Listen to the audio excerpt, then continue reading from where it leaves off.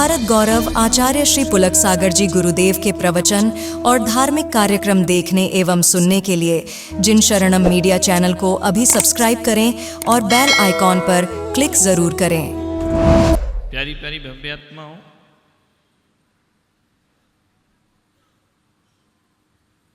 कोई भी माँ बाप जब दुनिया से जाते हैं तो जाने से पहले अपनी औलाद को, अपनी पीढ़ी को, अपनी संतति को कुछ ना कुछ दे करके जाते हैं। ये सनातन परंपरा है हमारी, सतयुग से चली आ रही परंपरा है, ऋषभदेव भगवान से चली आ रही परंपरा है, नाभि राय से चली आ रही परंपरा है कि एक माता, एक पिता अपने बच्चों को कुछ ना कुछ जरूर देते हैं। तुम लोग दोगे या नहीं मुझे नहीं पता। जो माँ बाप नहीं देते हैं औलाद छीन के ले लेती है, लेंगे तो जरूर।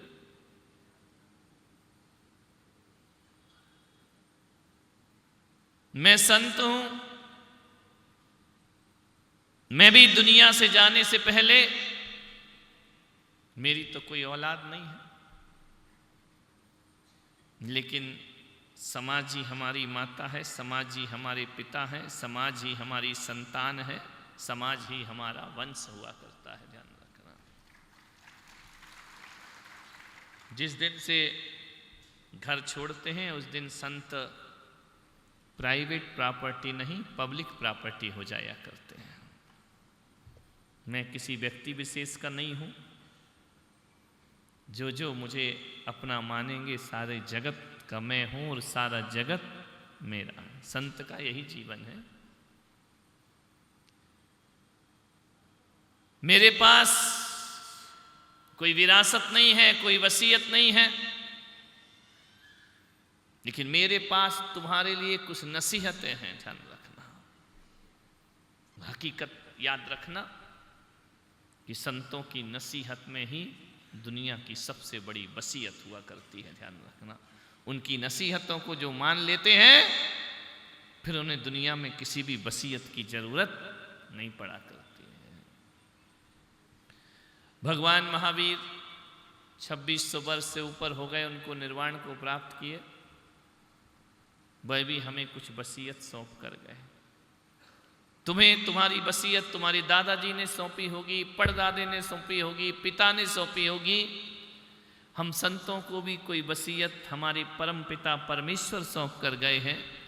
और हमारे परम पिता परमेश्वर भगवान महावीर, जिनकी 2 संतानें थी, ज्यादा संतानों को उन्हें जन्म नहीं दिया। ऋषभदेव ने 100 पुत्रों को जन्म दिया, 2 बेटियों को जन्म दिया। महावीर ने ज्यादा नहीं, 2 संतानों को जन्म दिया। आप कहोगे महाराज महावीर स्वामी तो बाल ब्रह्मचारी है। अपने यहां तो मान्यता है कि महावीर भगवान ने विवाह नहीं किया। श्वेतांबर मान्यता कहती है कि भगवान महावीर का विवाह हुआ है, लेकिन दिगंबर मान्यता कहती है कि 5 तीर्थंकर 24 में बाल ब्रह्मचारी तीर्थंकर कहलाते हैं। उनमें विवाह नहीं किया, उन्होंने गृहस्थी नहीं बसाई, उन्होंने गृहस्थ जीवन का आलिंगन नहीं किया। लेकिन मैं पुलक सागर कहता हूं, मेरे भगवान महावीर ने भले विवाह नहीं किया हो, लेकिन उनकी 2 संतानें जरूर थी। और दोनों संतानों को उन्होंने जाने से पहले अपनी विरासत सौंपी, अपनी वसीयत सौंपी। मालूम है वो 2 संतान कौन है भगवान महावीर की? वो 2 संतान है श्रमण और श्रावक। ये भगवान महावीर की संतान हुआ करती हैं। आप भी भगवान महावीर के संतान हैं और हम भी भगवान महावीर की संतान हैं। हम श्रमण हैं, आप श्रावक हैं। ध्यान रखना, आपको भी परमपिता परमेश्वर ने कुछ सौंपा है और मुझे भी परमपिता परमेश्वर ने कुछ सौंपा है। और आप में हम में इतना अंतर है, हम भगवान महावीर के ज्येष्ठ पुत्र होते हैं, आप भगवान महावीर के लघु नंदन हुआ करते हैं। ध्यान रखना, उनके छोटे पुत्र श्रावक श्राविका भगवान महावीर के वंशज है। बोलो, जब हमसे कोई पूछता है कि तुम कौन हो, तो हम गर्व से कहते हैं हम भगवान महावीर के, हम तीर्थंकरों के वंशज हैं, हम महापुरुषों के वंशज हैं। और आपसे निवेदन है, कोई पूछे कि तुम्हारा वंश क्या है, तो ये मत बताना कि हमारा वंश है, हमारी जाति ये है कि हम नरसिंहपुरा, तो हम हुमड़, तो हम नागदा और हम खंडेलवाल है। बेकार की बात है। गर्व से कहना हमारी जाति भगवान महावीर है और हमारा वंश भगवान महावीर है, वही हमारा गोत्र है, वही हमारा कुल है, वही हमारी संपदा है। ध्यान रख, इसलिए साधुओं के नाम, गोत्र, जाति। अब कोई हमसे पूछे महाराज तुम कौन सी जाति के महाराज हो, तो क्या बोलेंगे? कौन सी जाति के महाराज हैं? हम भगवान महावीर की जाति के महाराज हैं। कोई पूछे महाराज तुम्हारा गोत्र क्या है, तो गोत्र भगवान महावीर हैं। कुल क्या है, तो वह भी भगवान महावीर है।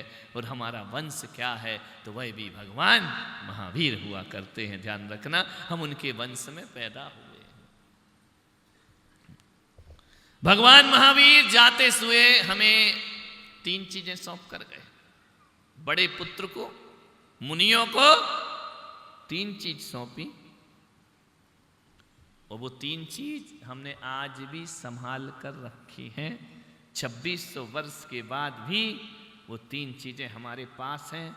और ऐसी संभाली कि रात को 12 बजे भी आप के पूछो कि हमारे पिता की दौलत कहाँ है, तो 12 बजे रात को भी हम दौलत दिखाने को तैयार हैं।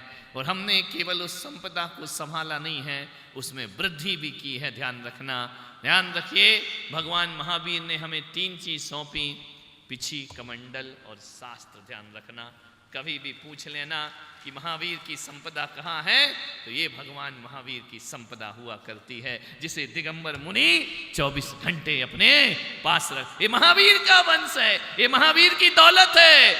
हकीकत में देखो तो तुम कोई मुझे प्रणाम नहीं करते हो, तुम नमस्कार पूजा करते हो ना, तो पिछी कमंडल और शास्त्र को प्रणाम किया करते हो, क्योंकि वो संपदा हमारी नहीं, वो भगवान महावीर के द्वारा दी गई है, वो ऋषभ देव के द्वारा दी गई है। हमको 3 चीज भगवान महावीर ने सौंपी, पिछी कमंडल और, इसलिए रोज हमें शास्त्र भेंट होता है, क्योंकि ये ना तुम्हारा है ना हमारा है। जब ये शास्त्र यहाँ रहता है तो ऐसा लगता है भगवान महावीर यहाँ आकर के बैठ गए हों और हम उनकी वाणी को जन जन तक पहुंचा रहे। ये जिनवाणी भगवान महावीर की वाणी है, सामने रहती है तो हमें छल प्रपंच नहीं आते हैं। महावीर बैठे हैं और उनकी वाणी का हम जगत में प्रसार कर रहे हैं। ध्यान रखिए, 3 चीज तुम्हें भी दी थी, कहाँ है भाई? बड़े भाई होने के नाते मैं पूछ सकता हूं कि मेरे बाप की दौलत कहाँ है? बोलिए, तुम पूछो, हम बताएंगे 24 घंटे। अब मैं पूछता हूं कि बोलो, महावीर की दौलत कहाँ है? 3 चीज दी थी ना महावीर ने तुमको। क्या दिया था? 3 चीज मालूम है क्या दिया था? देव दर्शन, रात्रि भोजन त्याग और पानी छान कर पीना। और पानी छानने के लिए लोटा डोरी छन्ना। 3 चीज भगवान महावीर ने दी थी। मैं आज भरी सभा में आज से पूछता हूँ कि बताओ जैनियों, महावीर की वो संपदा तुमने कहाँ रखी है? आज भी इस कलयुग में, इस पंचम काल में हम श्रमण उनकी दौलत को संभाले हैं, तुमने उनकी एक भी दौलत नहीं संभाली मेरे भाई। आज जैन रात में खाता है, आज जैन अभक्ष खाता है, आज जैन घर के परिवार जाकर के देखो, उनके यहाँ पानी छानने की व्यवस्था नहीं हुआ करती है। मान्यवर, एक बात बताओ ऋषभ देव वालों, जो अपनी पिता की संपदा को संभालता है और उसमें वृद्धि करता है, वो पूत होता है कि कपूत होता है? बोलिए, एक बार बताइए, कौन होता है? सपूत होता है कि कपूत होता है? बोलो, शर्माओ मत, अच्छे जोर से बोलो। सपूत होता है ना, सेठ जी तुम्हारा ये बेटा तुम्हारी संपदा को संभाले और आगे बढ़ाए, तो बेटा कपूत नहीं, ये बेटा क्या कहलाएगा? सपूत कहलाएगा। ध्यान रखिए। तो हम तो महावीर के सपूत हैं। बताओ रे सपूतो, तुम्हारा क्या हाल है? बताइए, तुमने महावीर का वंश कौन सा बचा के रखा है? तुमने कौन सी उनकी संपदा को बचाया है? तुमने कौन सी उनकी दौलत को बचाया है? जैन कौन होता है? सूरज ढलते ही जिसके घर के रसोई घर की कुंडी बंद हो जाती है, और जब तक सूर्योदय ना हो हम अपने रसोई घर में प्रवेश नहीं करते, वो जैन का घर हुआ करता है। ध्यान रखना। जहां पानी छान कर पिया जाता है वो जैन का घर होता है। जहां चींटी पर पैर नहीं रखा जाता है वो जैन का घर होता है। और जहां सुबह शाम जियो और जीने दो के स्वर गूंजा करते हैं वो किसी जैन का घर हुआ करता है। जहां पर अभक्ष्य नहीं बनता है, जहां पर आलू प्याज नहीं बनता है, वो जैन का घर हुआ करता है। आपसे मैं पूछता हूं, कितने घर होंगे ऋषभदेव में जैन के? विचार करिए। लिखा होगा जैन, अब तो जैन भी नहीं लिखते, अमरा भवरा, क्या क्या लिखते रहते हो, पाणाबाद पाणाबाद। जैन लिखोगे जब जैन का आचरण होगा। मैं आपसे कहता हूं, आप किसी भी गोत्र में किसी भी जाति में उत्पन्न हुए हो, काम नहीं कर सकते तो कम से कम इतना करो कि अपने नाम के आगे जैन लिखना जरूर सीखो। ध्यान रखिए। और गर्व से जैन लिखना सीखो। जैन लिखने में शर्म नहीं आना चाहिए। गोत्र जो लिखना है लिखते रहो। ना मुझे अवरा से मतलब, ना भवरा से मतलब, ना बाणावत से मतलब, ना सुंदरावत से मतलब, ना कचरावत से मतलब। कचरावत भी एक गोत्र है तुम्हारे यहां, कर दो पूरा कचरा। ध्यान रखना। है एक हमारे भक्त, तुम्हारे यहां नहीं है तो हमारे भक्त तो है। हमारे यहां है एक भक्त कचरावत, ट्रस्टी है जिन शरणम के। और नाम क्या है मालूम है? हीरा लाल। आगे कर दिया कचरा। उनका जय हो पंचम काल। विचार करना है आपको। जैन लिखना सीखो, गर्व के साथ कहो, गर्व से हम जैन हैं। ध्यान रखना। वो संपदा ऋषभदेव की, वह संपदा भगवान महावीर की। ध्यान रखें। नश्वर शरीर के त्याग से पहले मैं आपसे निवेदन करता हूं,